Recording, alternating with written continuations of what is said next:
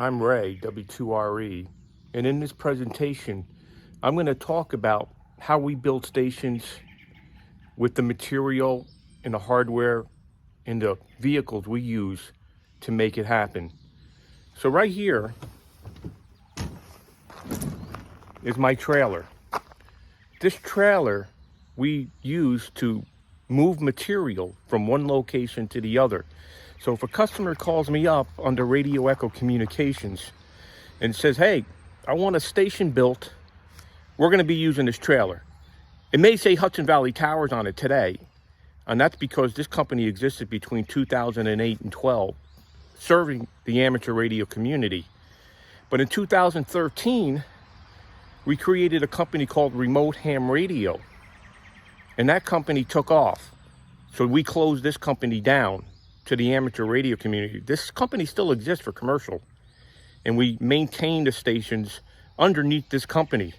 But today, from 2016 on, I created Radio Echo Communications with my son Bobby, and I'm going to showcase exactly how we do that. We have a lot of customers. We built a lot of stations recently. You've seen it on YouTube and Facebook. So I'm going to show you how we got from where we were there to now where we are today. So this is the inside of our trailer. You'll notice that we have every possible rigging tool. If you stick to the end, I will showcase my station here in New York, a station that sits in my backyard that I haven't used in a decade, but many people around the world use this station with an FCC license. Here is my gin pole, the most important tool for this particular work.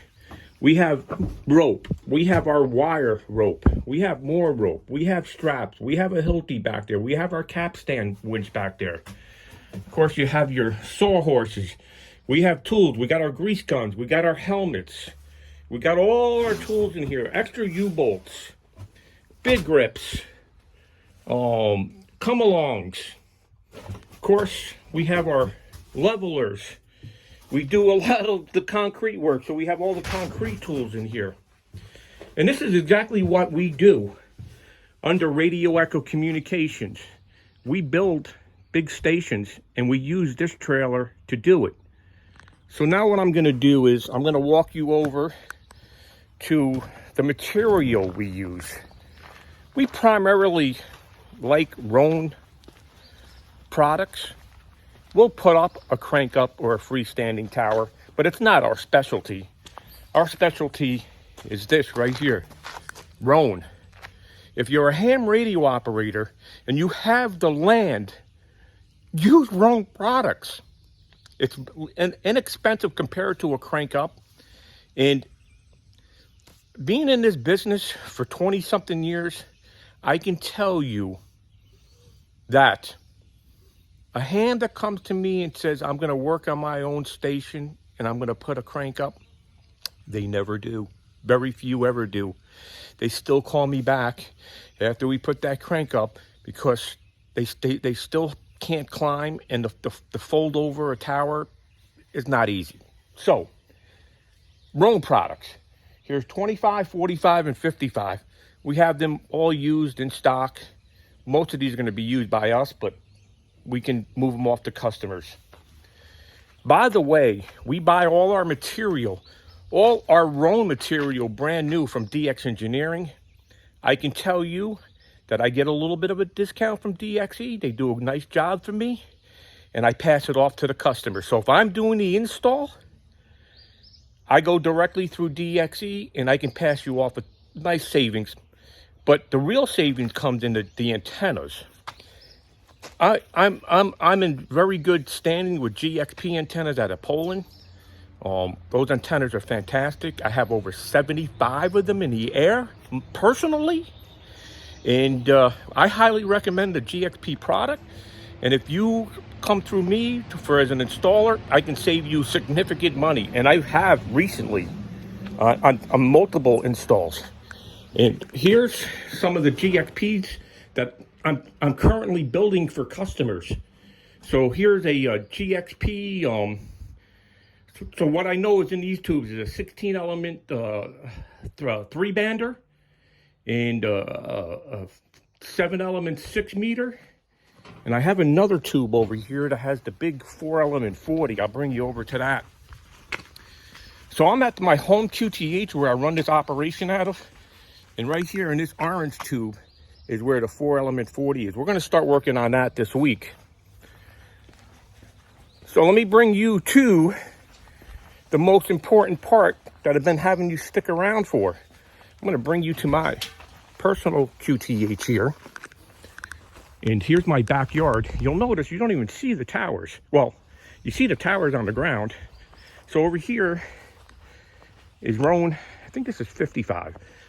Yeah, 55. So here's some Roan 55. I got all the material when I took this one down. And I'm going to walk you to my backyard. So this rock wall right here separates my property from my RF field.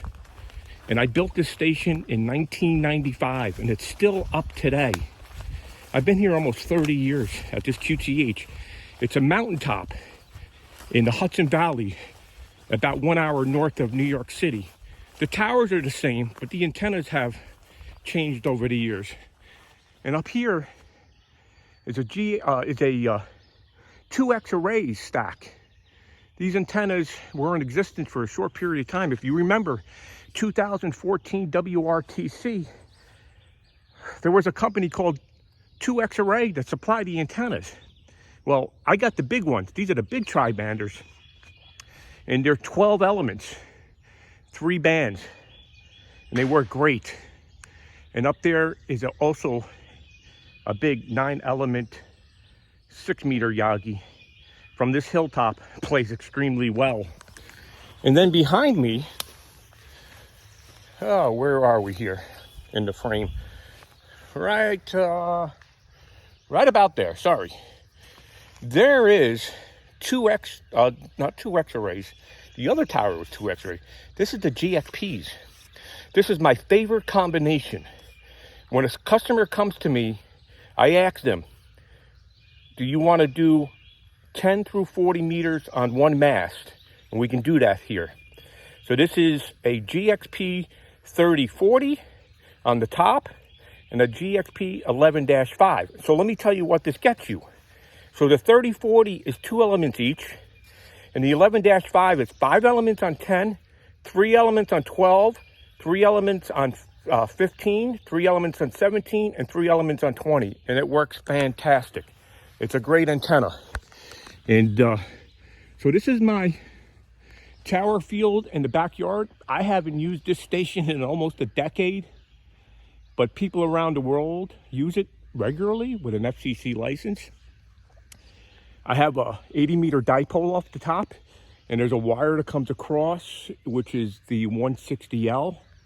And I've been using this station for over, since 1995, but customers are using it almost on a regular basis.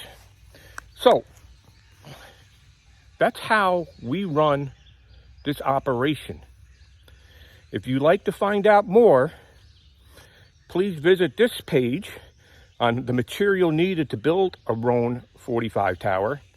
And you can reach out to me at radioechocommunications.com. Thanks. This is Ray, W2RE.